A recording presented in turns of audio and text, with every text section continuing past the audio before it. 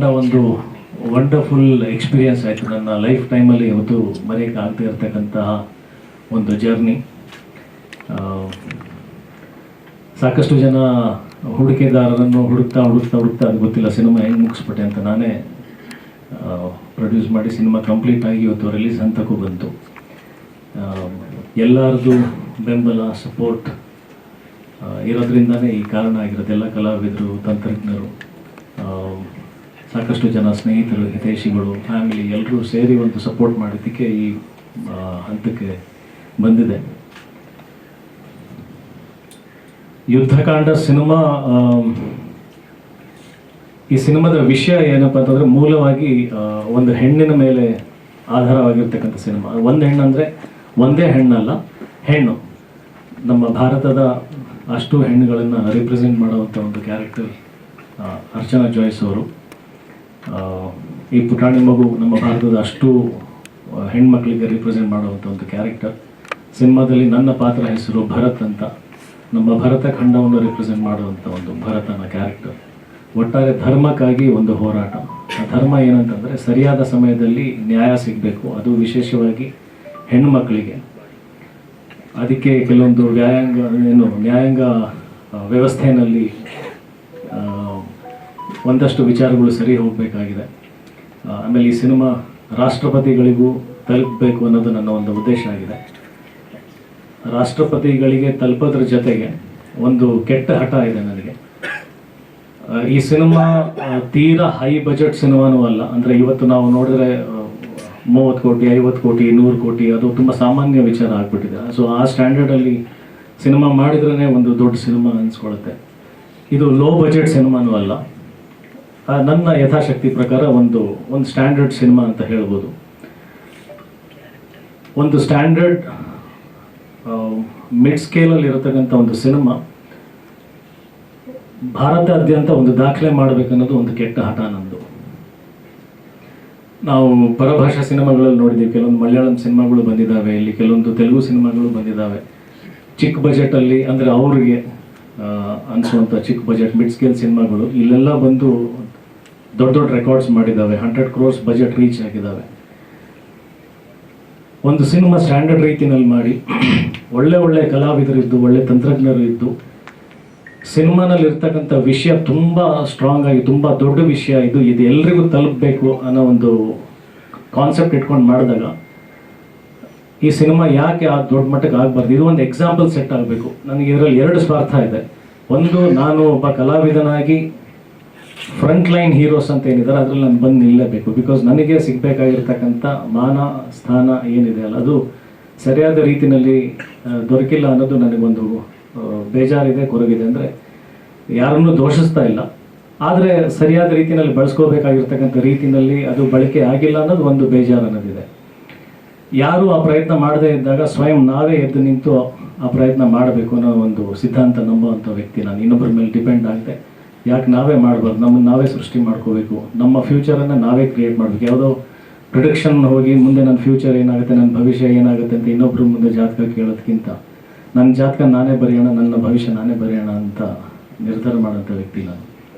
So ಹಂಗಾಗಿ ಆ ಒಂದು ಸ್ವಾರ್ಥನೂ ಇದೆ, ಬಂದು ಬೆಳೆದು ನಿಲ್ಲಬೇಕು ಅನ್ನೋದು. ಅದ್ರ ಜೊತೆಗೆ ಇನ್ನೂ ದೊಡ್ಡ ವಿಷಯ ಏನಪ್ಪ ಅಂದರೆ, ಕನ್ನಡ ಸಿನಿಮಾ ಒಂದು ಮಿಡ್ ಸ್ಕೇಲ್ ಸಿನಿಮಾ ಭಾರತಾದ್ಯಂತ ಹೆಸರು ಮಾಡ್ಬೋದು, ಅದು ಒಂದು ಪ್ಯಾನ್ ಇಂಡಿಯಾ ಸಿನಿಮಾ ಆಗ್ಬೋದು, ಅದು ಒಂದು ದಾಖಲೆಯನ್ನು ಬರೀಬೋದು ಅನ್ನೋ ಒಂದು ಚಾಲೆಂಜನ್ನು ಇಟ್ಕೊಂಡಿದ್ದೀನಿ. ಅದು ಮಾಡಬೇಕು, ಅದು ಆ ಥರ ಆಗಬೇಕು ಅನ್ನೋದು ಒಂದು ಆಸೆ, ಒಂದು ಹಠ. ಅದು ಆಗುತ್ತೋ ಇಲ್ಲೋ ಅನ್ನೋ ಪ್ರಶ್ನೆನೂ ಹಾಕಲ್ಲ, ಅದು ಆಗಬೇಕು ಅನ್ನೋದು ನನ್ನ ಹಠ. ಹಾಗಾಗಿ ಈ ಒಂದು ಘೋಷಣೆ ಏನಿದೆ, ಏಪ್ರಿಲ್ 18 ಬರ್ತಾ ಇದ್ವಿ. ಸೊ ಇದಕ್ಕೆ ಎಲ್ಲರೂ ಸಹಕಾರ ಬೇಕು ಅನ್ನೋದು ನಾವು ಕೇಳೋದು ಸಹಜ.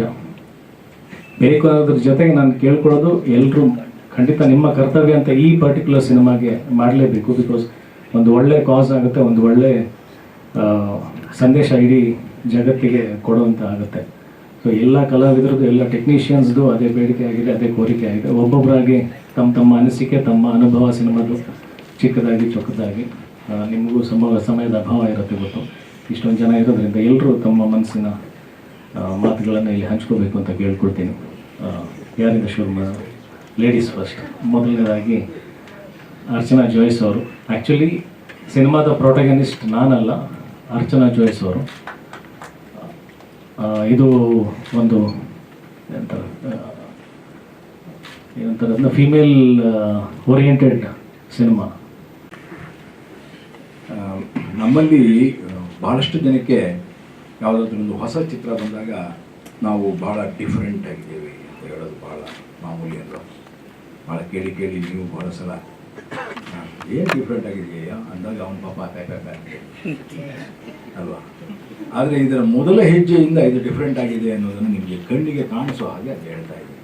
ಇದೇ ಇದರ ವಿಶೇಷ ಅಂತ ನಾನು ಹೇಳ್ತೀನಿ. ಯುದ್ಧಕಾಂಡ ಚಾಪ್ಟರ್ 2 ಯಾವ ಪರ್ಪಸ್ಗೆ ಆ ಸಿನಿಮಾ ಆಯಿತು ಅದು ಹೇಳ್ಕೋಬೋದು. ನಾನೇ ಒಂದು ರೀತಿ ಸ್ಥಾಪಿಸ್ಕೊಳ್ತೇನೆ, ಅದರಿಂದಾಗಿ ಈ ಸಿನಿಮಾ ಮಾಡಿದೆ, ಅದು ಒಂದು ರೀತಿ ಸ್ವಾರ್ಥ ಇರ್ಬೋದು. ಆದರೆ ಹೊರಗಿನ ಸಮಷ್ಟಿಗೆ ಬೇಕಾದದ್ದನ್ನು ಏನು ಮಾಡ್ತಾ ಇದ್ದೀನಿ ಅಂತ ಹೊರಡುವಾಗ ಆ ಸ್ವಾರ್ಥವನ್ನು ಪಕ್ಕಕ್ಕಿಟ್ಟೇ ಆ ಕೆಲಸ ಮಾಡಬೇಕಾಗುತ್ತೆ. ಇಲ್ಲದ್ರೆ ಇಡೀ ಪ್ರೊಡಕ್ಷನ್ನ ಹೊರೆಯನ್ನು ಒಬ್ಬರು ಹೊರಡೋಕ್ಕೆ ಸಾಧ್ಯ ಇಲ್ಲ. ಆ ಹೊಣೆಯನ್ನು ಹೊತ್ತ ಮೇಲೆ ಕೂಡ ನಟನಾಗಿ ತನ್ನನ್ನು ತಾನು ಸ್ಥಾಪಿಸ್ಕೊಳ್ಳೋಕೆ ಹೊರಟಿದ್ದೀನಿ ಅಂದರೆ ಅದರ ಹಿಂದೆ ನಿಜವಾದಂತಹ ಒಂದು ಭಾರಿ ಆಶಯ ಇದೆ ಅನ್ನೋದನ್ನು ನಾವು ಕಾಣಿಸ್ತೇವೆ. ಅದು ಇಲ್ಲಿ ಕಣ್ಣಿಗೆ ಬೀಳ್ತಾ ಇದೆ. ನಾನು ಎಂದಿನಂತೆ ಮಾಡಿದ್ದೇನೆ, ಆದರೆ ಎಂದಿನಂತೆ ಅಲ್ಲ ಅಂತ ಆ ಮಾತನ್ನು ನಾನು ಮತ್ತೆ ಹೇಳ್ತೀನಿ. ಕಾರಣ ಯಾಕೆ ಅಂತಂದರೆ ಅಫ್ಕೋರ್ಸ್ ನಮ್ಮನ್ನು ಹಿರಿಯ ಸ್ಥಾನದಲ್ಲಿ ಇಟ್ಟಿರೋದ್ರಿಂದ ಸ್ವಾಮಿ ನೀವು ಜಡ್ಜೆ ತಾನೆ ಅಂತ ಬಂತಿದ್ದಾಗೇನೆ ಹೇಳ್ತಾ ಇದ್ದ. ಸೊ ಹಾಗಾಗಿ ಆ ಪಾತ್ರವನ್ನೇ ಮಾಡಿದೆ. ನನಗಿರೋದು ಸೀಮಿತವಾದಂತಹ ಸ್ಕ್ರೀನ್ ಟೈಮ್, ಅಂದರೆ ಕೋರ್ಟಿಗೆ ಬಂದಾಗಲಷ್ಟೇ. ಆದರೆ ಇಡೀ ಕಥೆಯ ಸ್ವರೂಪ ಮತ್ತು ಕಥೆಯ ಆಶಯ ನನಗೆ ಗೊತ್ತಿದೆ. ಹಾಗಾಗಿ ನಾನು ಅಲ್ಲಿ ಮಾಡ್ತಾ ಇದ್ದಾಗಲೂ ಕೂಡ ಪವನ್ ನನಗೆ ಬಹಳ ಒಂದು ರೀತಿಯಲ್ಲಿ ಇಡೀ ಚಹರೆಯನ್ನು ಮತ್ತು ನನ್ನ ಚರ್ಯೆಗಳನ್ನು ಭಾಳ ಚೆನ್ನಾಗಿ ಮೌಲ್ಡ್ ಮಾಡ್ದ. ಇಲ್ಲ ಸರ್ ಅದು ಓವರ್ ಬೇಡ, ಇದಿಷ್ಟೇ ಬೇಕು, ಇದು ಹೀಗೆ ಆಗಲಿ, ನೀವು ಮಧ್ಯೆ ಅದಕ್ಕೆ ಬೇಕಾಗಿರೋ ರಿಯಾಕ್ಷನ್ಗಳು ಬೇಕು ಅಷ್ಟೇ ಅನ್ನೋ ಈ ರೀತಿ ಪ್ರತಿಯೊಂದಕ್ಕೂ ತನ್ನದೇ ಆದಂತಹ ಒಂದು ಅವನ ಕಂಡಂತಹ ಒಬ್ಬ ಜಡ್ಜನ್ನು ನನ್ನ ಮುಂದೆ ಇಡ್ತಾವನ. ಹೀಗಾಗಿ ಅದನ್ನು ಮಾಡ್ತಿದ್ದಾಗ ನನಗೆ ಒಂದು ರೀತಿ ನನ್ನ ಕಲಿಕೆಯ ಇನ್ನೊಂದು ಹೆಜ್ಜೆ ಆಗ್ತಾ ಇತ್ತು. ಅದರಿಂದಾಗಿ ಪವನ್ಗೆ ಮತ್ತು ಅಜಯ್ಗೆ ತುಂಬ ಥ್ಯಾಂಕ್ಸ್. ಯಾಕೆಂದರೆ ನಿರಂತರವಾಗಿ ನಾವು ಈ ದೃಶ್ಯ ಮಾಧ್ಯಮದ ಕಲಿಕೆಯಲ್ಲಿರ್ತೇವೆ. ಬಹಳ ಖುಷಿಯಾಗಿದ್ದೇನಪ್ಪ ಅಂದರೆ ನಾನು ಫಸ್ಟ್ ಡೇ ಕೋರ್ಟ್ನ ಎಕ್ಸ್ಟೀರಿಯರ್ ಶಾಟ್ಗಳಿಗೆ ಎಂಟರ್ ಆದಾಗ ಒಂದು ನಿಜವಾದ ಕೋರ್ಟ್ ಕಾಣ್ತಾ ಇತ್ತು. ನನಗೆ ಆಶ್ಚರ್ಯ ಆಯಿತು. ಆಮೇಲೆ ಕೇಳಿದೆ ಅವನು, ಇದೆಲ್ಲ ಏನು ಸರ್? ರೀಶಫ್ ಎಲ್ಲ ಪೇಂಟ್ ಮಾಡಿಸಿ ಎಲ್ಲ ರೆಡಿ ಮಾಡಿಸಿದ್ದೀವಿ ಸರ್ ಅಂತ. ಹೊರಗಡೆ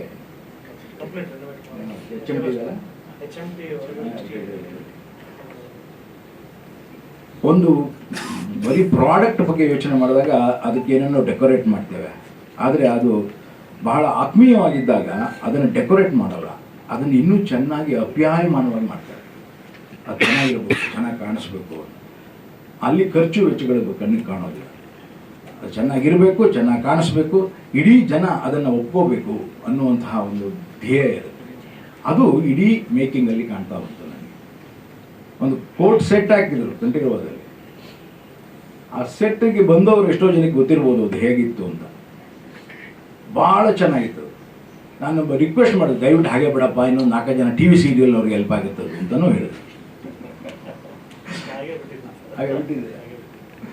ಸೊ ಲಿಟ್ರಲಿ ಯಾವುದೇ ಕೊರತೆ ಇಲ್ಲದ ಹಾಗೆ, ಯಾವುದೇ ಕೊರೆ ಇಲ್ಲದ ಹಾಗೆ ಒಂದು ಫಿಲ್ಮ್ನ ಮಾಡ್ತಾ ಹೋಗೋದಿದೆಯಲ್ಲ, ಅದು ತಮ್ಮ ಆತ್ಮಸಾಕ್ಷಿಗೆ ಅನುಗುಣವಾಗಿ ಆ ಸಿನಿಮಾ ಆಗುತ್ತೆ ಅನ್ನೋ ನಂಬಿಕೆ ಮೇಲೆ. ಆ ನಂಬಿಕೆ ನಮ್ಮ ಇಡೀ ತಂಡಕ್ಕಿದೆ ಅನ್ನೋ ಕಾರಣಕ್ಕಾಗಿ ಇವತ್ತು ನಾವು ಭಾಳ ಧೈರ್ಯವಾಗಿ ನಿಮ್ಮ ಎದುರು ಕೂತಿದ್ದೇವೆ. ಆ ನಂಬಿಕೆ ನಿಮ್ಮ ಮುಖಾಂತರ ಅದು ಪ್ರೇಕ್ಷಕರನ್ನು ತಲುಪುತ್ತೆ ಅನ್ನುವಂಥ ನಂಬಿಕೆ ಕೂಡ ನಮಗಿದೆ. ಆಮೇಲೆ ಬಹಳ ಇವತ್ತೊಂದು ಒಳ್ಳೆ ಸರ್ಪ್ರೈಸ್, KVN ರಿಲೀಸ್ ಅಲ್ಲ, ನಿಜವಾಗ್ಲೂ ಇಟ್ ಇಸ್ ಎ ಸರ್ಪ್ರೈಸ್. ಯಾಕೆಂದರೆ ಯಾವ ರೀತಿಯ ಸಿನಿಮಾಗಳು ಇವತ್ತು ಈ ರೀತಿಯ ದೊಡ್ಡ ದೊಡ್ಡ ಬ್ಯಾನರ್ಗಳು ರಿಲೀಸ್ ಮಾಡ್ತಾ ಇವೆ ಅಂದರೆ ಅದರ ಪರಾಕಾಷ್ಠತೆ ಹೇಗಿರುತ್ತೆ ಅಂದರೆ ನಿಮಗೆ ಗೊತ್ತಿದೆ. ಅದು ಎಷ್ಟು ಹೈಪ್ ಮಾಡ್ಕೊಂಡು ಹೋಗಿರ್ತಾರೆ ಅಂತ ಸಿನಿಮಾ ನೋಡಿದ ಮೇಲೆ ನಿಮಗೆ ಗೊತ್ತಾಗುತ್ತೆ ಎಷ್ಟು ಹೈಪ್ ಆಗಿದೆ. ಆದರೆ ಇಲ್ಲಿ ಯಾವುದು ಹೈಪ್ ಇಲ್ಲ, ಯಾವುದು ಆಂತರ್ಯದಲ್ಲಿದೆಯೋ ಅದನ್ನೇ ಭಾಷೆಯಲ್ಲಿ ಕಾಣಿಸ್ತಾ ಇದೆ. ಸೊ ಇಂತಹ ಕನ್ನಡದ ನಿಜವಾದಂತಹ ಮಧ್ಯಮ ಮಾರ್ಗಿ ಸಿನಿಮಾಗಳು ಬೇಕಾಗಿದೆ. ಈಗ ನಮಗೆ ಆ ಕಡೆನೂ ಬೇಕಾಗಿಲ್ಲ, ಈ ಕಡೆನೂ ಬೇಕಾಗಿಲ್ಲ, ಇವೆರಡರ ಮಧ್ಯದಲ್ಲಿ ಈ ರೀತಿಯ ಸಿನಿಮಾಗಳು ಬೇಕಾಗಿದೆ. ಅಂತಹ ಸಿನಿಮಾದಲ್ಲಿ ನಾನು ಭಾಗಿಯಾಗಿದ್ದೆ. ನನಗೂ ಒಂದು ಸಣ್ಣ ಅವಕಾಶ ಇದೆ, ಒಂದು ಸಾಕಷ್ಟು ಸ್ಕ್ರೀನ್ ಪ್ಲೇಸ್ ಇದೆ, ಅದನ್ನು ಬಳಸ್ಕೊಂಡಿದ್ದಾರೆ ಅಂತ ನೀವು ಹೇಳ್ಬೋದು. ನನಗಂತೂ ಖುಷಿ ಆಯಿತು. ಇಡೀ ಶೂಟಿಂಗ್ ಟೈಮು ಖುಷಿ ಆಯಿತು. ನಂತರದ ದಿನಗಳಲ್ಲಿ ಕೂಡ ಡಬ್ಬಿಂಗ್ ಆಗುವಾಗ ಮತ್ತು ಎಡಿಟ್ ಮಾಡಿದ್ದನ್ನು ಕೆಲವು ಶ್ರೀಕಿ ನಾನು ಅವನಿಗೆ ಥ್ಯಾಂಕ್ಸ್ ಹೇಳಬೇಕು. ಯಾಕಂದ್ರೆ ಜೊತೆಲಿ ಕೆಲಸ ಪ್ರಾರಂಭ ಮಾಡಿದವರು ಅವನು ನಾನು ಇಬ್ಬರು ಅಲ್ವಾ. ಮೊಟ್ಟ ಮೊದಲ ಕನ್ನಡದ ಸೀರಿಯಲ್ ಆಗಿದ್ದು ಕನ್ನಡದಲ್ಲಿ ಅದು ನಮ್ಮದು. ಅದರಲ್ಲಿದ್ದ ಶ್ರೀಕಿ ನಾನು ಎಲ್ಲ ಶ್ರೀಮಾನ್ ಶ್ರೀ ಸಾಮಾನ್ ಅಂತ 1982-83 ಲೆಕ್ಕಾಕಿ. ಅಂದರೆ ಯಾವುದೇ ತಂತ್ರಜ್ಞಾನ ಬೆಳೆದ ಹಾಗೆ ತಾಂತ್ರಿಕವಾಗಿ ಬೆಳೆದಿರುತ್ತೆ, ಆದರೆ ಅದರ ನಿಜವಾದಂತಹ ಅಂತಃಸತ್ವಗಳು ಬೆಳಿಬೇಕಾದ್ರೆ ಇಂತಹ ಕಂಟೆಂಟ್ಗಳ ಜೊತೆಯಲ್ಲೇ ಬೆಳಿಬೇಕು. ನಮ್ಮಲ್ಲಿ ಭಾಳ ಜನ ಹೇಳ್ತಾರೆ, ಏನು ಸರ್ ಕಂಟೆಂಟ್ ಭಾಳ ಡಿಫ್ರೆಂಟ್ ಆಗಿದೆ ಸರ್ ಕಂಟೆಂಟು ಅಂತ. ಅದೇ 4 ಫೈಟು, ಅದೇ 4 ಹಾಡು, ಅದೇ ಎಲ್ಲವೂ ಅದೇ ಇರುತ್ತೆ. ಆದರೆ ಇಲ್ಲಿ ಇದ್ದದ್ದನ್ನು ಕೂಡ ಈಗಾಗಲೇ ಬಂದಿದೆ. ಕೋರ್ಟ್ ರೂಮ್ ಡ್ರಾಮಾ ಭಾಳ ಜನ ನೋಡಿರ್ತೀರಿ ನೀವು. ಭಾಳಷ್ಟು ಜನ ಕೋರ್ಟ್ ರೂಮ್ ಡ್ರಾಮಾನ ಅದಕ್ಕೆ ಸಮೀಕರಿಸ್ತಿರ್ಬೇಕಾದ್ರೆ ನೋಡಿಬೇಕಾರೆ ಈಗ ಅದೇ ಥರ ಇತ್ತಳೋದ್ರು ಅಂತ ಏನೇನೋ ಹೇಳ್ತಿರ್ತೀರ. ಆಗ ಅದೇ ಥರ ಇಲ್ಲ, ಇದು ಬೇರೆ ಥರ ಇದೆ ಅನ್ನೋದೇ ಇದರ ನಿಜವಾದಂಥ ವೈಶಿಷ್ಟ್ಯ. ಇದಾಗಲಿ, ಇದು ನಿಜವಾಗ್ಲೂ ಚೆನ್ನಾಗಿ ಎಲ್ರಿಗೂ ತಲುಪಲಿ ಅನ್ನೋ ಆಶಯ ಇದೆ. ಹಾಗೆಯೇ ಇದರಲ್ಲಿ ಭಾಗಿಯಾಗಿದ್ದಕ್ಕೆ ಮಾಡಿಕೊಂಡಿದ್ದಂತಹ ಇಡೀ ತಂಡಕ್ಕೆ ನಾನು ನನ್ನ ನಮನಗಳನ್ನು ಹೇಳ್ತಾ, ಶುಭಾಶಯಗಳನ್ನು ಹೇಳ್ತಾ, ನಿಮಗೂ ಕೂಡ ಇಂತಹ ಒಂದು ಒಳ್ಳೆಯ ಚಿತ್ರ ಬಂದಾಗ ಆ ಒಳ್ಳೆಯ ಚಿತ್ರದ ಹಿಂದೆ ನೀವು ಬಹಳ ಬೆನ್ನೆಲುಬಾಗಿ ನಿಂತರೆ ಮಾತ್ರ ಅದು ಇವತ್ತು ರೀಚ್ ಆಗುತ್ತೆ, ಇಲ್ಲದೆ ರೀಚ್ ಆಗಲ್ಲ. ಕಾರಣ ಬೇರೆ ಬೇರೆ ಇದೆ. ಒಂದು ವಾರಕ್ಕೆ 8 ಸಿನಿಮಾ ಬಂದರೆ ಯಾರು ನೋಡ್ತಾರೆ? ಆದರೆ 8 ಸಿನಿಮಾದಲ್ಲಿ 1 ಸಿನಿಮಾ ಮೇಲೆ ಇದೆ ಅನ್ನೋದನ್ನು ಒತ್ತಿ ಒತ್ತಿ ಹೇಳಬೇಕಾಗ್ತದೆ. ಅದು ನೀವೇ ಅವ್ರಿಗೆ ಜಡ್ಜ್ ಮಾಡಬೇಕು. ಸೊ ನಿಮ್ಮ ಜಡ್ಜ್ಮೆಂಟನ್ನು ಕಾಯ್ತೇವೆ, ಮತ್ತು ಪ್ರೇಕ್ಷಕರ ಜಡ್ಜ್ಮೆಂಟ್ಗಂತೂ ನನಗಂತೂ ನಂಬಿಕೆ ಇದೆ. ಇದು ತನ್ನದೇ ಆದಂಥ ಒಂದು ಹೊಸ ಭಾಷ್ಯವನ್ನು ಬರೆಯಲಿ ಅನ್ನೋ ನಂಬಿಕೆ ಮೇಲೆ ನಿಮಗೆಲ್ಲರಿಗೂ ಶುಭಾಶಯಗಳನ್ನ ಹೇಳ್ತೇನೆ.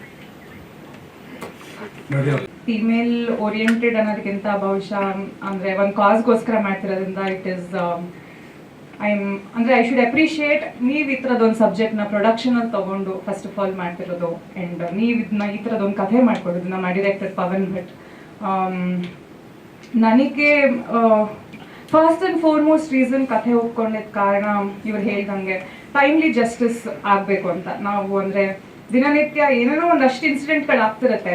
ಅಂದರೆ ಸಾಮಾನ್ಯ ಇನ್ಸಿಡೆಂಟ್ಗಳಲ್ಲೇ ಕೂಡ ನಾವು ನಮಗೆ ಸಮಯಕ್ಕೆ ತಕ್ಕಂತೆ ಆ ಸಮಯಕ್ಕೆ ಕರೆಕ್ಟಾಗಿ ನಮ್ಗೆ ಏನೋ ಒಂದು ಸಿಗ್ಲಿಲ್ಲ ಅಂತಂದಾಗ ಎಷ್ಟು ಕೊರಗ್ತೀವಿ, ಬೇಜಾರಾಗತ್ತೆ, ಹತಾಶೆ ಆಗುತ್ತೆ. ಬಟ್ ಈ ಥರದೊಂದು ಸೆನ್ಸಿಟಿವ್ ವಿಷಯಗಳನ್ನ ನಮಗೆ ಅದರಲ್ಲಿ ಕರೆಕ್ಟಾದ ಟೈಮ್ಗೆ ನ್ಯಾಯ ಸಿಗ್ಲಿಲ್ಲ ಅನ್ನೋದು ಒಬ್ಬ ಹೆಣ್ಣಾಗಿ ಇವಾಗಿಂದು ಹಿಂದೆನೂ ಅಷ್ಟೇ ಇವತ್ತು ನೋಡ್ತಾ ಇದ್ದೀವಿ. ಈ ಕಾರಣ ಈ ಸಿನಿಮಾ ಮಾಡ್ತಿರೋದನ್ನು ಮುಂದಕ್ಕೆ ಈ ಥರದ ಇನ್ಸಿಡೆಂಟ್ಗಳು ಆಗದೆ ಇರಲಿ, ಸಂಭವಿಸದೇ ಇರಲಿ ಅಂತ. ಸೊ ಈ ಥರದ್ದು ನಾವು ವಾತಾವರಣದಲ್ಲಿದ್ದಾಗ ಒಬ್ಬ ಮಹಿಳೆಯಾಗಿ ನನಗೂ ಕೂಡ ನಿಮ್ಮೆಲ್ಲರ ಈ ಸಾಕಷ್ಟು ಜನ ಮಹಿಳೆಯರು ಕೂತಿದ್ದೀರಾ. ಐ ಥಿಂಕ್ ಎಲ್ಲರೂ V share the same thought. ಬರೀ ಹೆಣ್ಮಕ್ಳು ಅಂತ ಅಲ್ಲ, ಇಲ್ಲಿ ಗಂಡಸರಿಗೆ ನಿಮಗೆ ಹೆಂಡತಿಯರಾಗಲಿ, ಅಕ್ಕ ತಂಗಿಯರಾಗಲಿ, ಮಕ್ಕಳು, ಹೆಣ್ಮಕ್ಳಿರೋರು ಎಲ್ಲರೂ V share the same thought. First of all ಈ ಥರದ್ದು ಇನ್ಸಿಡೆಂಟ್ಗಳಾಗಬಾರ್ದು, ಆದ್ರೂ ಅದಕ್ಕೆ ನಮಗೆ ಟೈಮ್ ಕರೆಕ್ಟಾಗಿ ನ್ಯಾಯ ಸಿಗಬೇಕು ಅನ್ನೋ ಒಂದು ಬೇಸಿಕ್ ಥಾಟ್ ನನಗೆ I want to be a part of the film. ಅದನ್ನ ಹೊರತುಪಡಿಸಿ ಅಂದರೆ ಅರ್ಚನಾ ಆಗಿಬಿಟ್ಟು ಒಬ್ಬ ಆರ್ಟಿಸ್ಟ್ ಆಗಿ ಯೋಚನೆ ಮಾಡೋದಾದರೆ ನನಗೆ ಮಾಡೋಣ ನಿಮ್ಮಲ್ಲಿ ಎಷ್ಟು ಜನ ಪ್ರೈಮಲ್ ಫಿಯರ್ ಅಂತ ಒಂದು ಸಿನಿಮಾ, ಹಳೆಯ ಇಂಗ್ಲೀಷ್ ಸಿನಿಮಾ, ಅದು ಯಾವ ಲೆವೆಲ್ಗೆ ಅದರಲ್ಲಿ ಆ್ಯಕ್ಟಿಂಗ್ ಹೇಗಿದೆ ಅಂತಂದರೆ ಈ ಥರದ್ದು ಅಂದರೆ ಪ್ರತಿಯೊಬ್ಬ ಆ್ಯಕ್ಟರ್ಗೆ ಆ ಥರದೊಂದು ಪಾತ್ರ ಮಾಡಬೇಕು ಅನ್ನೋದೊಂದು ಡ್ರೀಮ್ ಇರುತ್ತೆ. ಐ ಥಿಂಕ್ ನನಗೆ ಕನ್ನಡದ ಮಟ್ಟದಲ್ಲಿ ಯುದ್ಧಕಾಂಡದಲ್ಲಿ ಆ ಥರದ ಒಂದು ಅವಕಾಶ ಸಿಕ್ಕಿದೆ. ಹೇಗೆ ಅನ್ನೋದನ್ನ ನೀವು ಸಿನಿಮಾದಲ್ಲಿ ನೋಡಿದ್ರೆ ನಿಮ್ಗೆ ಗೊತ್ತಾಗುತ್ತೆ. ಅಂದರೆ ಇಟ್ ಇಸ್ ಸಿಮಿಲರ್ ಲೈನ್ ಅಥವಾ ಕ್ಲೋಸ್ ಟು ದಟ್ ಲೈನ್ ಅಂತ ಹೇಳ್ಬೋದಲ್ಲ. ನೀವು ನೋಡಿದಿರಲ್ಲ ಸಿನಿಮಾ? ನೀವು ನೋಡಿದಿರ? ಓಕೆ, ಇದು ನೋಡಿಲ್ಲ, ನೀವು ನೋಡ್ಬೇಕು ಆ್ಯಕ್ಚುಲಿ. ಹಾಂ, ಸೊ ನನಗೆ ಆ್ಯಕ್ಟರ್ ಪಾಯಿಂಟ್ ಆಫ್ ವ್ಯೂ ಇಂದ ನನಗೆ ಅದು ಭಾಳ ಸ್ಯಾಟಿಸ್ಫೈ ಮಾಡ್ತು. ಅಂದರೆ ವೈ ನಾಟ್ ಆ ಥರದ್ದು ನಾವು ಡ್ರೀಮ್ ರೋಲ್ ಅಂತ ಹುಡುಕ್ತಿರ್ತೀವಿ, ಅದಕ್ಕೆ ಹತ್ರವಾಗಿ ಈ ಪಾತ್ರ ಇದ್ದಾಗ definitely I wanted to be a part of it. So ಯಾವ ಇನ್ಸಿಡೆಂಟು? ಸೊ ಸಾರಿ, ನನ್ನ ಕ್ಯಾರೆಕ್ಟರ್ ನಿವೇದಿತಾ ಅಂತ, ಒಬ್ಬ ಸಾಮಾನ್ಯ ಮಹಿಳೆ. ಹೀಗೆ ದಿನನಿತ್ಯ ಆಕೆಯ ದಿನಚರಿ ಆಗುವಾಗ ಅವಳ ಲೈಫಲ್ಲಿ ಒಂದು ಅನಿರೀಕ್ಷಿತವಾಗಿ ಒಂದು ಘಟನೆ ನಡೆಯುತ್ತೆ, ಆಗಬಾರ್ದೇ ಇರೋವಂಥದ್ದು. ಸೊ ಅದಾದಾಗ ಅವಳ ಲೈಫಲ್ಲಿ ಆಗುವಂಥ ಗ್ರಾಫ್ ಚೇಂಜ್, ಏರುಪೇರುಗಳು ಏನಾಗುತ್ತೆ, ಅದರಿಂದ ಸಿನಿಮಾ ಒಂದು ಬೇರೆ ಅಂದರೆ that is the main crux of the film. ಅದಾದ ನಂತರ ಜಸ್ಟಿಸ್ ಸಿಗದೇ ಇರೋ ಕಾರಣ ಕಾನೂನನ್ನ ತನ್ನ ಕೈಗೆ ತಗೊಳ್ತಾರೆ. ಅದರಿಂದ ನೆಕ್ಸ್ಟ್ ಏನಾಗುತ್ತೆ, ಇವಾಗ ಆಕೆನ ವಿಕ್ಟಿಮ ಅಥವಾ ಕ್ರಿಮಿನಲ್ ಅನ್ನೋದು ಪ್ರಾಬಬ್ಲಿ ಫ್ಯಾಮಿಲಿಯಲ್ಲಿ ಸರ್, ಫ್ಯಾಮಿಲಿ.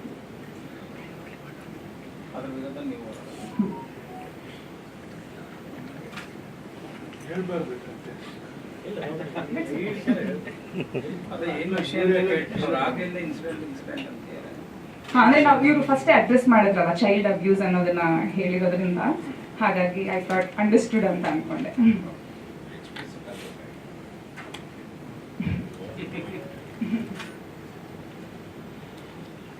ಆಮೇಲೆ ಸಾಂಗ್ ಕೂಡ ನೋಡಿದ್ರಿ, ಮೇಕಿಂಗ್ ವಿಡಿಯೋ ನೋಡಿದ್ರಿ. ಸೊ ಅದರಲ್ಲಿ ಒಂದು ಅರ್ಥ ಗೊತ್ತಾಗಿರುತ್ತೆ, ಸಾರಾಂಶ ಸಿನಿಮಾದ ಏನು ಅನ್ನೋದು ಒಂದು ಜಿಸ್ಟ್ ಗೊತ್ತಾಗಿರ್ತಲ್ಲ, ಹಾಗಾಗಿ ಅದನ್ನ ಸ್ಟ್ರೆಸ್ ಮಾಡಕ್ ಹೋಗ್ಲಿಲ್ಲ. But that is the incident.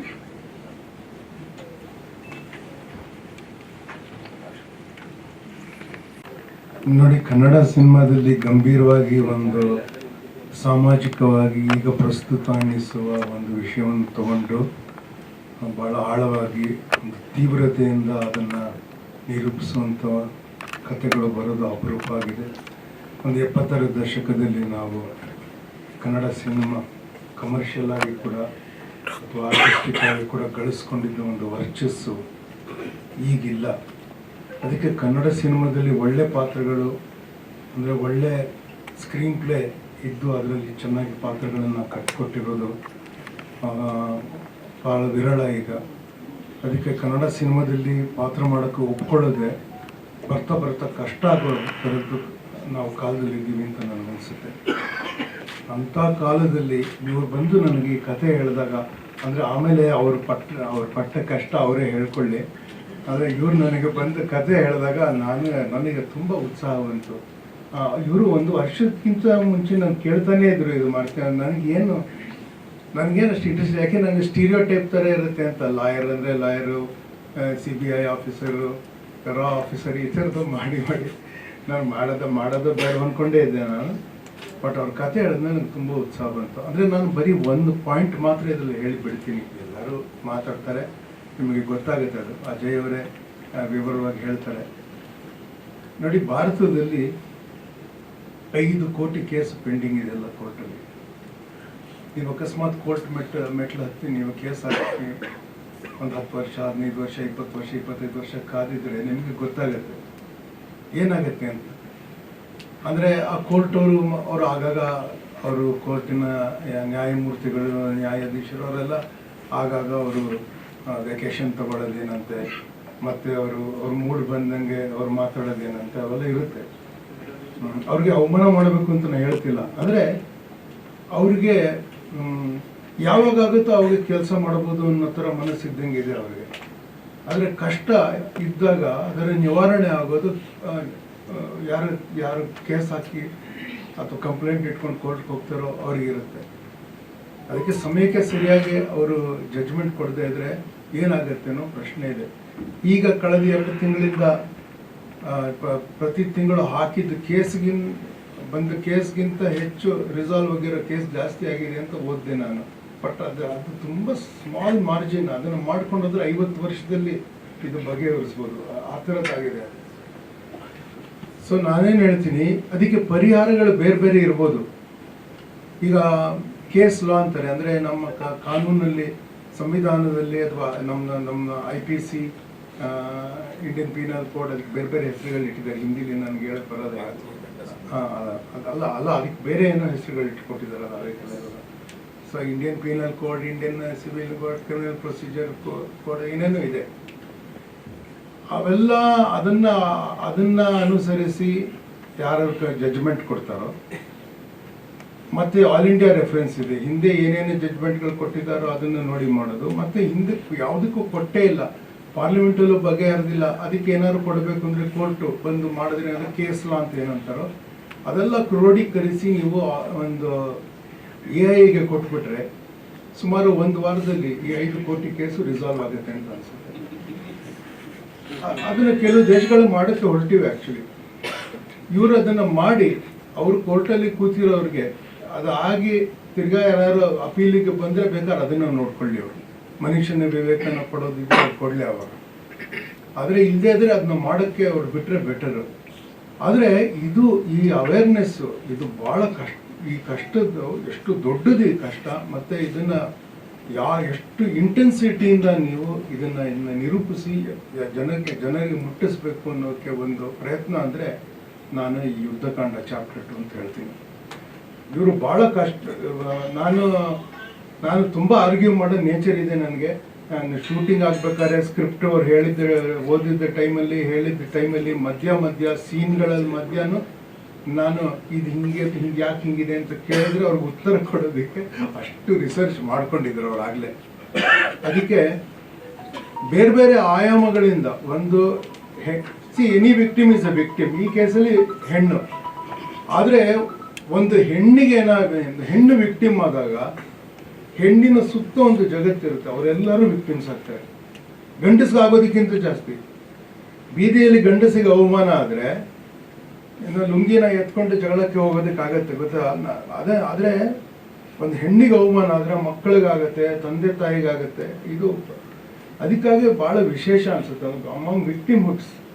I think what happens to woman is a crucial idea to address. ಈ ಸಿನಿಮಾದಲ್ಲಿ ಅದು ಮಾಡಿದ್ದಾರೆ ಅಂತ ನನಗನ್ಸುತ್ತೆ. ನನಗೆ ಭಾಳ ಖುಷಿ ಇದೆ ಈ ಸಿನಿಮಾದಲ್ಲಿ ಮಾಡಿದ್ದು. ನಾನು ಎಂದಿನಂತೆ ಒಂದು 3-4 ಸಿನಿಮಾದಲ್ಲಿ ಲಾಯರ್ ಪಾತ್ರ ಮಾಡಿದ್ದೀನಿ, ಆದರೆ ಇದರಲ್ಲಿ ಎಂದಿನಂತೆ ಮಾಡಿಲ್ಲ. ಇದು ಸ್ವಲ್ಪ ಬೇರೆ ಇದೆ ಸಿನಿಮಾ ಅಂತೇಳಿ ದಯವಿಟ್ಟು ನೋಡಬೇಕು ಅಂತ ನಾನು ಹೇಳ್ತೀನಿ. ನಮಸ್ಕಾರ. ನಮಸ್ಕಾರ. ಈ ದಿನ ನಮ್ಮ ಜೊತೆ ಬಂದು ಸೇರಿಕೊಂಡಿರುವಂತಹ ಡಿಜಿಟಲ್, ನಾನ್ ಡಿಜಿಟಲ್ ಎಲ್ಲ ಮೀಡಿಯಾ ಫ್ರೆಟರ್ನಿಟಿಗೆ ಹೃತ್ಪೂರ್ವಕವಾದಂತಹ ಸ್ವಾಗತ ಮತ್ತು ಧನ್ಯವಾದಗಳು. ಯುದ್ಧಕಾಂಡ ಚಾಪ್ಟರ್ 2 ಇದು ಕತೆ ಬರೆದಿದ್ದು ಸಾಧಾರಣ 2022 ಆ ಸಮಯದಲ್ಲಿ. ಕತೆ ಹೋಗ ಹೇಗಿದೆ ಅಂದರೆ ಇದರಲ್ಲಿ ಎಲ್ಲ ಕ್ಯಾರೆಕ್ಟರ್ಸು ಇಂಪಾರ್ಟೆಂಟೆ. ಸೊ ನಾನು ಯಾರಿಗೂ ಕತೆನೇ ಹೇಳ್ತಿರಲಿಲ್ಲ. ಈ ಕತೆನ ಒಪ್ಪಲ್ಲ ಅಂದರೆ ಒಬ್ರಿಗೆ ಬಿಲ್ಡಪ್ ಇಲ್ದಿದ್ರೆ ಕತೆ ಯಾರು ಒಪ್ಪಲ್ಲ, ಪ್ರೊಡ್ಯೂಸ್ ಮಾಡಲ್ಲ. ಆ ರೀತಿಲೇ ನಾನು ಯಾಕೋ ಒಂದು ಸ್ವಲ್ಪ ಯಾರಿಗೂ ಕತೆ ಹೇಳ್ದೇನೆ ಇದ್ದೆ. ಆಮೇಲೆ ಪರಮೇಶ್ ಸರ್, ನಿಮ್ಗೆ ಎಷ್ಟು ಥ್ಯಾಂಕ್ಸ್ ಹೇಳಿದ್ರು ಕಡಿಮೆನೆ. ಪರಮೇಶ್ ಸರ್ ಅಜಯ್ ಸರ್ದು ಕ್ಲೋಸ್ ಫ್ರೆಂಡ್. ಅವ್ರ ಮೂಲಕ ನಾನು ಅಜಯ್ ಸರ್ನ ಮೀಟ್ ಆಗಿರೋದು. ನಾನು ಹೇಗೆ ಬರೆದಿದ್ದೆ ಕತೆನ ಹಾಗೆ ಹೇಳಿದೆ, ಏನೂ ಅದರಲ್ಲಿ ಏರುಪೇರುಗಳಿಲ್ಲ. ಅಂದರೆ ಒಬ್ಬ ಹೀರೋನ್ ಮೀಟ್ ಆಗ್ತಿದ್ದೀನಿ ಅಂದ್ಬಿಟ್ಟು ಆ ಕಥೆಯಲ್ಲಿ ಆಚೆ ಈಚೆ ಮಾಡಿದ್ದು ಆ ರೀತಿ ಏನೂ ಇಲ್ಲ. ಪ್ರಾಮಾಣಿಕವಾಗಿ ನಾನು ಏನು ಬರೆದಿದ್ನೋ ಅದನ್ನು ಮಾತ್ರ ಹೇಳಿರೋದು. ನೆರೇಷನ್ ಆಯಿತು. 1 ಗಂಟೆ ನೆರೇಷನ್ ಆದಮೇಲೆ 5 ನಿಮಿಷದ ಒಳಗೆ ಅಜಯ್ ಸರ್ ನೀವು ಇದಕ್ಕೆ ಹೀರೋನು ಹುಡುಕ್ಬೇಡಿ, ಪ್ರೊಡ್ಯೂಸರು ಹುಡುಕ್ಬೇಡಿ ಅಂತ ಹೇಳ್ಬಿಟ್ರು. That is the greatness of his understanding. ಅಂದರೆ ಒಂದು ಕಥೆ ಮಾಡೋದು ಬೇರೆ, ಅದನ್ನ ನಟಿಸೋದು ಬೇರೆ, ಅದನ್ನ ಅರ್ಥ ಮಾಡ್ಕೊಳ್ಳೋದು ಬೇರೆ. ಸೊ ಅರ್ಥ ಮಾಡ್ಕೊಂಡಿದ್ದಕ್ಕೆ ಅಜಯ್ ಸರ್ಗೆ ತುಂಬ ದೊಡ್ಡ ಧನ್ಯವಾದಗಳು. ಸೊ ಅಲ್ಲಿಂದ ನಮ್ಮ ಪ್ರಯಾಣ ಶುರು ಆಗ್ತಾ ಹೋಯ್ತು. ಅದಾದ್ಮೇಲೂ ಕೂಡ ತುಂಬ ವರ್ಷನ್ಸ್ ಬರವಣಿಗೆ ಆಗಿದೆ. ಇದನ್ನ ತುಂಬ ಜನರಿಗೆ ನಾವು ನೆರೇಟ್ ಮಾಡಿದ್ದೀವಿ. ಲಾಯರ್ಸಿಗೆ ನೆರೇಟ್ ಮಾಡಿದ್ದೀವಿ, ಜಡ್ಜ್ಗಳಿಗೆ ನೆರೇಟ್ ಮಾಡಿದ್ದೀವಿ. ಆಮೇಲೆ ನನ್ನ friend circle, Ajay sir friend circle ಎಲ್ರಿಗೂ ತುಂಬ ನೆರೇಷನ್ಸ್ ಆಗಿ ಡ್ರಾಫ್ಟ್ಸ್ ಆಗಿ ಅದನ್ನು ಚೆನ್ನಾಗಿ ಫಿಲ್ಟರ್ ಮಾಡಿ ಫೈನಲ್ ಡ್ರಾಫ್ಟ್ನ ನಾವು ಸ್ಟೋರಿ ಬೋರ್ಡ್ ಮಾಡಿ ಹೌದು ಅಂದರೆ ಲಾಸ್ಟ್ ಅಂದರೆ ನಾವು ಎಷ್ಟು ಡೆಪ್ತಲ್ಲಿ ಇದನ್ನ ಮಾಡಬೇಕು ಅನ್ಕೊಂಡಿದ್ವಿ ಅಂದರೆ ಲಾಸ್ಟ್ ಕೋರ್ಟ್ ರೂಮ್ ಡ್ರಾಮಾ ಇದ್ರ ತುಂಬ ಹೊತ್ತು ಬರೋದ್ರಿಂದ ಅದಷ್ಟು ವಿಷಯನ ಸ್ಟೋರಿ ಬೋರ್ಡ್ ಮಾಡಿ, ಆ ಸ್ಟೋರಿ ಬೋರ್ಡ್ನ ಎಡಿಟ್ ಮಾಡಿ, ಅದಕ್ಕೆ ಎಲ್ಲ ಕ್ಯಾರೆಕ್ಟರ್ಸ್ಗೂ ಡಬ್ಬಿಂಗ್ ಮಾಡಿ, ಎಲ್ಲ ಕ್ಯಾರೆಕ್ಟರ್ಸ್ಗೂ ನಾನೇ ಹೇಗೆ ಮಾಡಿದ್ದೀನಿ ಗೊತ್ತಿಲ್ಲ, ಬಟ್ ನಾನೇ ಡಬ್ ಮಾಡಿ ಅದನ್ನ ಸುಚಿತ್ರ ಫಿಲಂ ಸೊಸೈಟಿಲಿ ನಾವು ಪ್ರೊಜೆಕ್ಟ್ ಮಾಡಿ, ನಾನು Ajay sir, Prakash sir, Nagabharana sir ಎಲ್ಲ ಕೂತು ಸರ್ ಹೀಗೆ ಬರಬೇಕು ಇಷ್ಟೇ. ಆಮೇಲೆ ಅದನ್ನ ಒಂದ್ಸಲ ಸ್ಕ್ರಿಪ್ಟ್ ರೀಡಿಂಗ್ ತಗೊಂಡು, ಅಂದ್ರೆ ಇಷ್ಟೆಲ್ಲ ಪರಿಶ್ರಮ ಈ ಚಿತ್ರದ ಹಿಂದೆ ಇದೆ ಮತ್ತು ಅದು ಪ್ರೇಕ್ಷಕರಿಗೆ ಕಾಣಿಸುತ್ತೆ ಅನ್ನೋದು ನನ್ನ ಆಶಾಭಾವ. ಹೌದು, ನಾನು ಬರೆದಿದ್ದೀನಿ, ನಾನು ನಿರ್ದೇಶನ ಮಾಡಿದ್ದೀನಿ, ಎಲ್ಲ ಸರಿ. ಆದರೆ ನಾನು ಒಬ್ಬನಿಂದ ಸಿನಿಮಾ ಆಗಲ್ಲ, ಇದು ಕಂಪ್ಲೀಟ್ ಟೀಮ್ ವರ್ಕ್. ಸೊ ನಾನೇನೇ ಬರೆದಿರ್ಬೋದು, ಅದಕ್ಕೆ ಕಾರ್ತಿಕ್ ಶರ್ಮಾ ನಮ್ಮ ಸಿನಿಮಾಟೋಗ್ರಫರ್, ಅವರ ಅತ್ಯದ್ಭುತವಾದಂಥ ವಿಜುವಲ್ಸ್ ಇಲ್ಲದೆ. ಕಾರ್ತಿಕ್ ಹೇಗೆ ಅಂದರೆ ಅವರು ಸೀನ್ಗೆ, ಫ್ರೇಮ್ಗೆ ವರ್ಕ್ ಮಾಡಲ್ಲ, ಎಮೋಷನ್ಗೆ ವರ್ಕ್ ಮಾಡ್ತಾರೆ. ಅದು ತುಂಬ ದೊಡ್ಡ ಅಡ್ವಾಂಟೇಜ್. ಸೊ ಅದು ಇಲ್ಲದೆ ಇದ್ರೆ ಈ ಸಿನಿಮಾ ಆಗ್ತಿರ್ಲಿಲ್ಲ. ಹಾಗೆ ಕಲಾ ನಿರ್ದೇಶಕ, ಪ್ರತಿಯೊಂದು ಫ್ರೇಮು ಚೆನ್ನಾಗಿ ಕಾಣಿಸ್ಬೇಕು ಅಂದರೆ ಕಲಾ ನಿರ್ದೇಶಕರಾದಂಥ ಅಮರ್, ಸೊ ಅವರ ಕೊಡುಗೆ ಇಲ್ದಿದ್ರೆ ಈ ಸಿನಿಮಾ ಆಗ್ತಿರ್ಲಿಲ್ಲ. ಅದೇ ರೀತಿ ಅಲ್ಲಿ ಸೆಟ್ಟಲ್ಲಿ ಇದ್ದಂತಹ ನನ್ನ ನಿರ್ದೇಶನ ತಂಡ, ಸೊ ಪ್ರತಿ ದಿನ ಪ್ರತಿ ಕ್ಷಣ ಕಂಟಿನ್ಯೂಟಿ ನೋಡಿಕೊಂಡು ಏನಿದೆ ಎಲ್ಲ ಮಾಡಿಕೊಂಡು, ಅವರು ನನ್ನ ಇಡೀ ನಿರ್ದೇಶನ ತಂಡ ಇಲ್ಲದೆ ಇದ್ರು ಈ ಸಿನಿಮಾ ಆಗ್ತಿರ್ಲಿಲ್ಲ. ಹಾಗೆ ಸ್ಪಾಟ್ ಎಡಿಟರ್ಸ್ ಇದ್ರು, ನವೀನ್ ಮತ್ತೆ ಮಹಾದೇವ್, ಅವ್ರ ಕೊಡುಗೆನೂ ಇದೆ. ಆಮೇಲೆ lighting team, MCS lighting team, Dilip ಮತ್ತು ತಂಡ, ಹಾಗೆ ಒಬ್ಬ ಫೋಕಸ್ ಪುಲ್ಲರ್ ಹರೀಶ್ ಅಣ್ಣ ಅಂತ ಫೋಕಸ್ ಪುಲ್ಲರ್, ಅವರು ಕೂಡ ಅಷ್ಟು ಇನ್ವಾಲ್ವ್ ಆಗಿ ಈ ಚಿತ್ರೀಕರಣದಲ್ಲಿ ತೊಡಗಿಸ್ಕೊಂಡಿದ್ರು. ಸೊ ಇಡೀ ತಂಡ ಒಂದು ಇಲ್ಲದೆ ಇದ್ರೆ ನಿರ್ದೇಶಕನ ಕೆಲಸ ಪೂರ್ತಿ ಆಗೋದಿಲ್ಲ, ಆದ್ರೂ ಅದು ಸರಿಯಾಗಿ ಎಕ್ಸಿಬಿಟ್ ಆಗೋದಿಲ್ಲ. ಹಾಗೆ ತದನಂತರ ಆಕ್ಟರ್ಸ್, ನಿಜವಾಗ್ಲೂ Prakash sir, Bharana sir, Ajay sir, Archana madam, Rajna ಅಷ್ಟು ಅತ್ಯದ್ಭುತವಾದಂತಹ ನಟನೆ ಮಾಡಿದ್ದಾರೆ. ನಾನು ಅದನ್ನ ಬಹಳ ಧೈರ್ಯವಾಗಿ ಈ ದಿನ ನಿಮ್ಮೆಲ್ಲರ ಮುಂದೆ ಇಷ್ಟು ಕ್ಯಾಮರಾ ಮುಂದೆ ಹೇಳುವಲ್ಲೇ. ಈ ಪರ್ಫಾರ್ಮೆನ್ಸ್ಗಳನ್ನ ಜನರು ತೆರೆ ಮೇಲೆ ನೋಡಬೇಕು, ನೋಡಿ ಎಂಜಾಯ್ ಮಾಡಲೇಬೇಕು.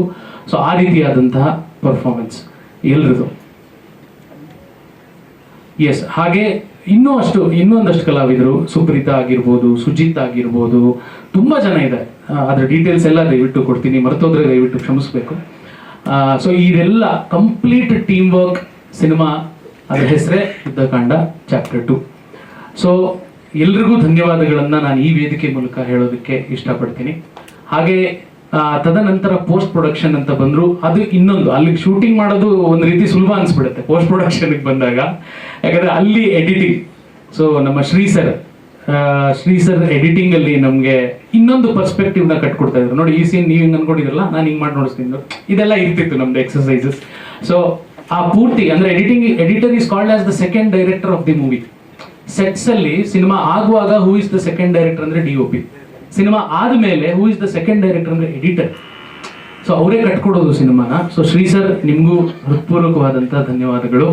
ಹಾಗೆ ಅದಕ್ಕೆ ಸಂಗೀತ, ಸೊ ಹಿನ್ನೆಲೆ ಸಂಗೀತವನ್ನ ಮಾಡಿರೋದು ಹೇಮಂತ್ ಜೋಯ್ಸ್. ಹಾಗೆ ಸಂಭವಾಮಿ ಯೋಗಿ ಈಗ ಥೀಮ್ ಸಾಂಗ್ ನ ಕಂಪೋಸ್ ಮಾಡಿರೋದು ಹೇಮಂತ್ ಜೋಯ್ಸ್. ಉಳಿದ ಸಾಂಗ್ ಗಳನ್ನ ಕಂಪೋಸ್ ಮಾಡಿರೋದು ಪ್ರವೀಣ್. ಸೊ ನಿಮ್ಮಿಬ್ಬರಿಗೂ ಹಾರ್ಟ್ ಫಿಲ್ಡ್ ಥ್ಯಾಂಕ್ಸ್. ಸೊ ಹೃತ್ಪೂರ್ವಕ ಧನ್ಯವಾದಗಳು. ಹಾಗೆ ಅಜಯ್ ಸರ್ ಟೀಮ್, ನೀವು ಅವ್ರಿಗೂ ನಾನು ಧನ್ಯವಾದಗಳನ್ನು ಹೇಳ್ತೀನಿ. ಅವರು ಟೈಮ್ ಟು ಟೈಮ್ ಪ್ರತಿಯೊಂದನ್ನು ನಮಗಷ್ಟು ಕೋಆಪರೇಟ್ ಮಾಡಿದ್ದಾರೆ. ಮತ್ತೆ ನನಗೆ ಈ ಸಿನಿಮಾ ಮಾಡೋದಕ್ಕೆ ಅಷ್ಟು ಯಾಕೆ ಸೆಟ್ಟಲ್ಲಿ ಯಾಕೆ ಕಷ್ಟ ಆಗಲಿಲ್ಲ ಅಂದರೆ because of this team work. Prakash sir ಕೂಡ ಹೇಳೋರು, ಡೋಂಟ್ ಪ್ಯಾಂಪರ್ ದಿ ಆಕ್ಟರ್ಸ್ ಐಸೆ ಅಂತ. ನಾನು ಕೂತ್ಕೋತೀನಿ ಬಿಡಿ, ಏನಕ್ಕೆ ನಾನು ಬಂದ ತಕ್ಷಣ ಚೇರ್ ಹಾಕ್ತೀರಾ, ಅದು ಮಾಡ್ತೀರಾ, ನಾನು ಕೂತ್ಕೋತೀನಿ, ನೀವು ಶಾರ್ಟ್ ಕರಿ, ನಾನು ಬರ್ತೀನಿ. ಆಮೇಲೆ ಇನ್ನೊಂದು ಏನು ಅಂದ್ರೆ ಪ್ರಕಾಶ್ ಸರಲ್ಲೂ ನಾನು ಅದು ನೋಡಿದ್ದೀನಿ, ಭರಣಾ ಸರಲ್ಲೂ ನೋಡಿದ್ದೀನಿ, ಆಫ್ ಕ್ಯಾಮ್ರಾ ಕೂಡ ಅವರೇ ಬರ್ತಾರೆ. ಅಂದ್ರೆ ನಾವು ಡಮ್ಮಿ ಇಟ್ಕೊಂಡು ಇದು ಮಾಡಿ ಚೀಟ್ ಮಾಡಿ ಇದು ಕೊಡೋದೆಲ್ಲ ಏನಿಲ್ಲ.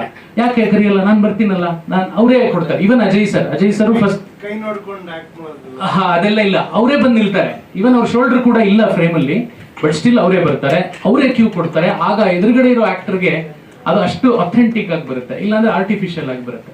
ಅದನ್ನ ಅಜಯ್ ಸರ್ ಮಾಡಿದ್ದಾರೆ. ಅಜಯ್ ಸರ್ ನಾವು ಹಿಂದೆ ಒಂದ್ಸಲ ನನಗೊಂದು ಇನ್ಸಿಡೆಂಟ್ ನೆನಪಿದೆ. ನಾವು ಟೈಟಲ್ ಟೀಸರ್ ಶೂಟ್ ಮಾಡುವಾಗ 1-2 ದಿನದಲ್ಲೇ ಅಷ್ಟು ಶೂಟ್ ಆಗ್ಬೇಕಿತ್ತು. ಸೊ ನಾನೇನೋ ಒಂದು ಹಿಂಗ್ ಕೈ ಬಂದು ಪೆನ್ ಎತ್ತೋದನ್ನ ಇನ್ನೊಬ್ರ ಕೈಲಿ ಮಾಡಿಸ್ಬಿಟ್ಟಿದ್ದೆ, ಅಂದ್ರೆ ಅರ್ಜೆನ್ಸಿ. ಬಟ್ ಅಜಯ್ ಸರ್ ಹೇಳಿದ್ರು, ಇಲ್ಲ, ನಂದು ಒಂದು ಕೂದಲು ಫ್ರೇಮಲ್ಲಿ ಬರೋದಿದ್ರು ಅದು ನಾನೇ ಬರಬೇಕು, ದಯವಿಟ್ಟು ನೋ ಡಮ್ಮೀಸ್.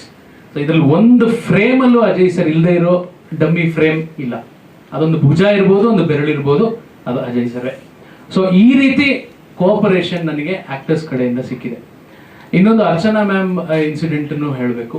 ನಾವೊಂದು ತುಂಬಾ ಎಮೋಷನಲ್ ಸೀನ್ ಇದೆ, ಒಂದು ಪೀಕ್ ಎಮೋಷನಲ್ ಸೀನ್ ಇದೆ. ಸೊ ಅದು ಸಂಜೆ 6 ಗಂಟೆಯಿಂದ ಇದ್ದಂತ call sheet. So Archana madam ಬಂದ್ರು, ನನ್ನ ಸೀನ್ ಮೊದಲು ಗೊತ್ತಿತ್ತು ಅವ್ರಿಗೆ ಸೀನ್, ಬಟ್ ಇನ್ನೊಂದ್ಸಲ ಎಕ್ಸ್ಪ್ಲೈನ್ ಮಾಡಿದೆ. ಸೊ ಅವ್ರು ಕೇಳಿದ್ ನನಗೆ 1 hour ಬಿಟ್ಬಿಡಿ, ನನ್ನ ದಯವಿಟ್ಟು ಮಾತಾಡಿಸ್ಬೇಡಿ, 1 hour ಬಿಟ್ಬಿಡಿ, ನಾನು ಒಂದ್ಸಲ ಮನೆಗೆ ಹೋಗಿ ಬರ್ತೀನಿ ಅಂತ ಅಂದ್ರು. ಸರಿ ಮ್ಯಾಮ್, ನೀವು ಹೋಗಿ ಬನ್ನಿ ಅಂತ ಅಂದ್ರು. ಹೋಗಿ ಬನ್ನಿ ಅಂತ ಅಂದ್ರೆ ಅವ್ರು ಹೋಗಿ ಬಂದ್ರು.